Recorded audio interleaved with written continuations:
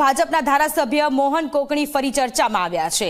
MLA Mohan કોકણીએ ઈસાઈ ધર્મ અંગીકાર કર્યાની વાત સામે આવી છે। કાજલ હિન્દુસ્તાનીએ સોશિયલ મીડિયામાં એક પોસ્ટ કરી છે। ગૃહ પ્રવેશ માટે એમએલએ પાદરીને બોલાવ્યાનો દાવો કર્યો છે। કાજલ હિન્દુસ્તાનીના આરોપને ધારાસભ્યએ જવાબ આપ્યો। ધર્મ પ્રત્યે લગાવ હોય તેને ધર્મ અંગીકાર ન કહેવાય। તો ગૃહ પ્રવેશ માટે એમએલએ પાદરીને બોલાવ્યાનો દાવો કાજલ હિન્દુસ્તાની દ્વારા કરવામાં આવ્યો। ત્યારે કાજલ હિન્દુસ્તાનીના આરોપને ધારાસભ્યએ જવાબ આપ્યો છે। કોઈ પણ ધર્મ પ્રત્યે લાગણી હોય તો એને ધર્મ અંગીકાર ન કહેવાય, આ પ્રકારનું તેમના દ્વારા નિવેદન આપવામાં આવ્યું। કાજલ હિન્દુસ્તાની કે જેણે સોશિયલ મીડિયામાં પોસ્ટ મૂકી હતી, એમએલએ મોહન કોકણી કે જેમણે ધર્મ પરિવર્તન કર્યું હોવાનો આરોપ લગાવ્યો હતો। મેં આપને એ પણ કહ્યું કે આસ્થા દરેક વ્યક્તિની હોય છે।